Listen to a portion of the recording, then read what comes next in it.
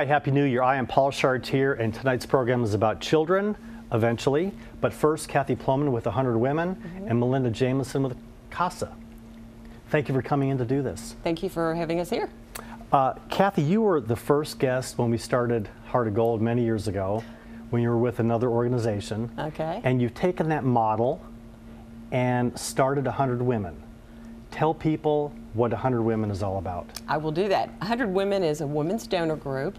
It's local. It's Central Kentucky women who join together to raise monies, or I should say donate monies, to support nonprofits in Central Kentucky that take care of women and their children.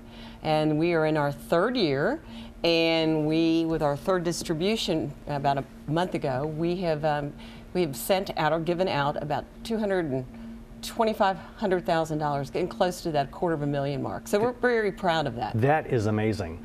What's the genesis for 100 Women? Who started it? Well, back in the early 2000s, 2004, United Way, I was at United Way at the time, our volunteers decided not to fund the YWCA anymore, lack of accountability.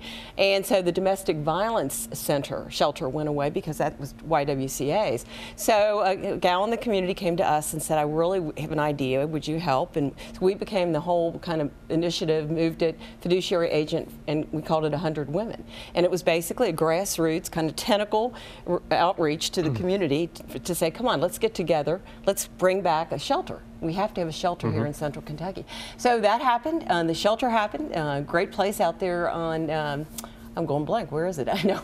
And it's doing really well. And 100 Women kept going. It kind of morphed, though, into a collaboration between United Way and the Community Foundation, but it just didn't have that personal touch, and it kind of just went away. And then about 3 years ago, a lot of the nonprofits have leadership groups where they want a woman to give a large gift and to be one of their leadership givers. Well, that's great, but you can't do it for all of them. And so this, like you said, it's kind of a model. It's an umbrella whereby our members join, and now that we have 14 agencies, you each year in the fall get to allocate your monetary contribution.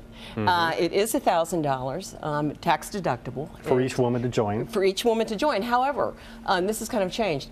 A woman could go out and raise that money, $1,000. You could get a group of women maybe in an office to say, we want to be a member, you know, Dr. Show's office members. So there's different ways. And also what you can do now that you couldn't do before is do monthly payments. So it's really palatable now to become a member, and we definitely are trying to increase our ranks so we can fund at larger levels to more agencies. And one of the great agencies that you fund is C.A.S.A. And Melinda, you've been there how long? Going on 3 years, Wow. And so we've had funding from 100 Women ever since I arrived, and that has made significant difference for us. Yes. C.A.S.A, for those that don't know, Tell us stands about for C.A.S.A. Court-Appointed Special Advocates, and we use trained and supervised volunteers that provide advocacy for child abuse, child neglect victims in the family court system right here in Fayette County. And Kentucky continues to be one of 7 states that give zero funding to this program, which means it's crucial that we have financial support from our community and agencies such as 100 Women to allow us to do the vital work of giving a voice to these children. Who are the children, and then how do they get connected with you? So every child, unfortunately, in the family court system does not receive an advocate. We get the worst of the worst cases. We receive a petition or a copy of a petition for every petition that's filed. We can ask to be put on a case, or the judge can appoint us. So anybody involved can request. The children do all come from Fayette County. However, they are placed around our state, and right now we have children in 37 counties. Let's play the heartstrings a little bit and tell the people watching who the children are. So the children can be sexual abuse victims, physical abuse victims, those that have been victims of neglect, whether that be environmental or a variety of other ways, and they're ages 0 to 18.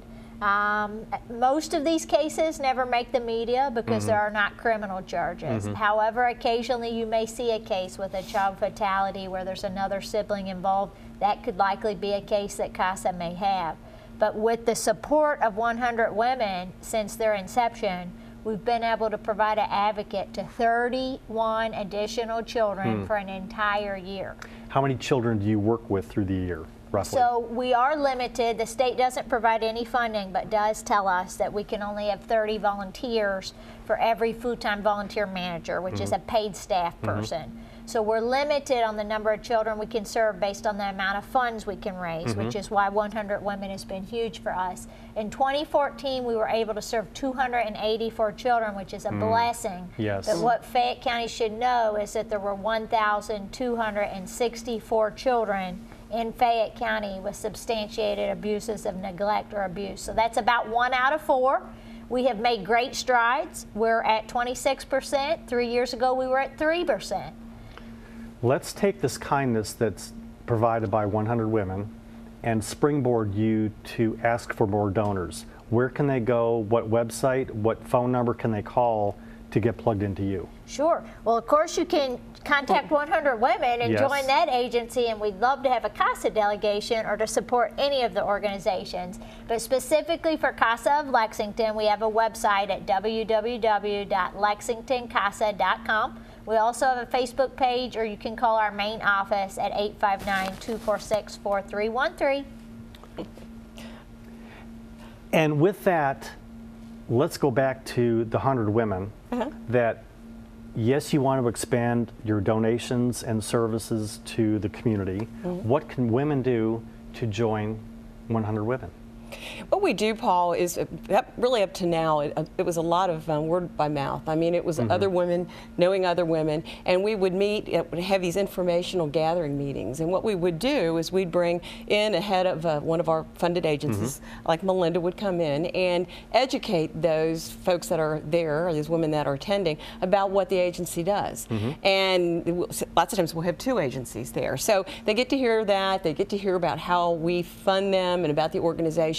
And that has really been how we've gotten most of our members. It's really grassroots. It's very grassroots. Which is great. And we're really starting, though, to pick up in marketing and go after more marketing. Like, we're here with you. We try to get, just put up a website, got our website up finally, and that is 100womenlex.org. You can to get information, send us questions at info@100womenlex.org. But there's a list on that website of all of our members, and I'm sure if a lot of women in our community pulled that up and looked, they would know. They'd have a lot of acquaintances, friends that are members. These are leaders in the community and people that want to make an impact. So 100 Women, $1,000, that's $100,000 that you want to be able to give away, and nobody gets paid on your staff. No, it's 100%. We do go through the Bluegrass Community Foundation to make sure it's a 501c3. Yes, yes. But, you know, women donor groups are growing rapidly across the country. And the reason is women are more empowered, they have more financial resources than they had before, and they really want to take the initiative and step up. And this is a great way to join a group of women that are having a very big impact on programming such as C.A.S.A in the Bluegrass. And Melinda, for people that want to be a volunteer, the ratio is 30 to 1, did you say? It's 30 volunteers? 30 volunteers to 1 full-time staff person, which supervises the volunteers, helps them through the process, goes to court with them, etc. Share with people what they can do to become volunteers. Okay. And is there training involved? Is there background checks? Is it a blood test? Is it an IQ test? What do people need to do to become a volunteer? The blood test and IQ test are optional, Paul, but we do have a training. It's a 30-hour training. It does follow a national C.A.S.A curriculum. The next training class is set up for January, so perfect timing to get on our website. Schedule's posted. Give us a call. We'll get you in the class. But once you go through that 30-hour training class and you do complete an application and you go through a series of background checks, we cover all costs for that. Absolutely, yeah. And that's part of what our 100 Women funding goes to make sure that we're ensuring that these advocates are top-notch before they get matched with the children. And once you go through that training, you take an oath of confidentiality and get matched with the child. The requirements do include that you have to be at least 21 years of age, undergo those background checks and the training, and commit to 2 years, because we want the same advocate with the child until they achieve permanency. When people volunteer, some people want to know what they're going to get involved in. Is it 5 days a week, a couple nights a week? What is it expected of a volunteer?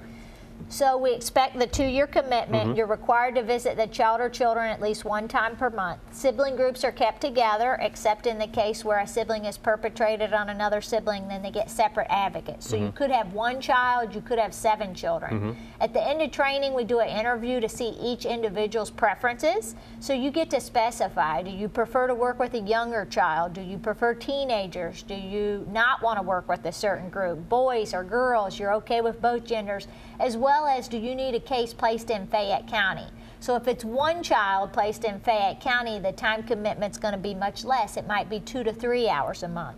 If it's 7 children placed in 7 different counties, it might be 10 to 12 hours a month. So we specifically work to match our cases to our volunteer advocates, and the volunteer advocate always gets to choose. So when if we think Kathy's going to be a nice fit, we're going to call her in, go over the case details, and she can say, yes, I'd like to take that case before we appoint her, or she can say, I think I'd like to hold off and see if there's a better match. Is there such a thing as a prototypical volunteer? Is it a retired person? Is it a younger college student? Who are the volunteers? That's what is great. We have people from all walks of life. You have to be at least 21 years of age, and we have folks that are 21 years of age. We have an advocate that's 87 years of age, so we take them all in between. We have males and females. The need is definitely out there for more males. We see female Caucasian as the highest percentage of folks that show up to volunteer, and that's fantastic. We'll keep taking them. But we love to see more men, because we do serve about 50% boys as well as 50% girls. Right now, our volunteer base does speak 17 languages, which is a great blessing. But if you speak another language, we have a place for you at C.A.S.A. Lexington. So we have people from all walks of life, retired, in school, as well as full-time employees. In the last minute, let's give your website again if people want to volunteer. www.lexingtoncasa.com. And for 100 Women, what's your website? www.100womenlex.org. And if they want to call somebody, do you share phone numbers or not so much? Well, I think the info link, the email, would probably be the best thing. But we'd love women out there to join our ranks and make a significant difference with our nonprofits that take care of women. Well, Kathy, I know you're not getting paid for this, so God love you for really spearheading this and making a difference in the community and hurting these women into a great direction. It's a good verb. That's a good verb. It's great. So Kathy, thank you. And Melinda, thank you as well. Thank you. We'll be back with Big Brother, Big Sisters next on Heart of Gold.